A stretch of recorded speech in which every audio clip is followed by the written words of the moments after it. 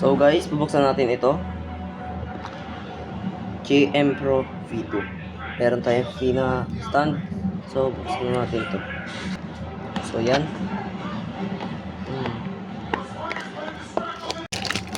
Tignan natin kung maganda guys. Nag-auto align guys. So ang grippy niya guys kasi UV coated.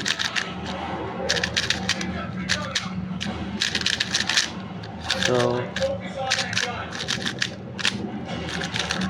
ano ko buhay si setup ko mamaya tapos i-video ko ulit. So wait lang. So guys, linipat ko na lahat ng tension sa number 1. So hanggang 11 nga siya guys. Kung hindi niyo makita.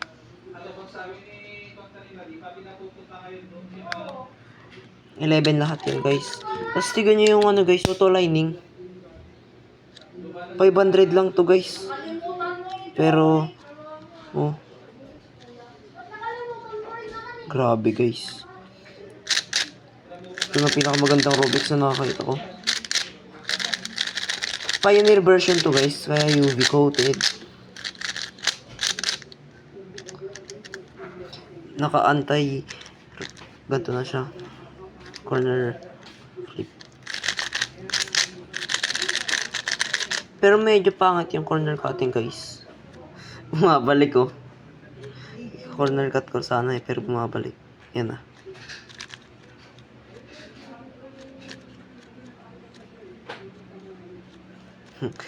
So 500 lang siya guys pero maganda na. Ito na pinakamaganda sa lahat ng 3x3 ko. Mas maganda pa siya sa X-T3 guys.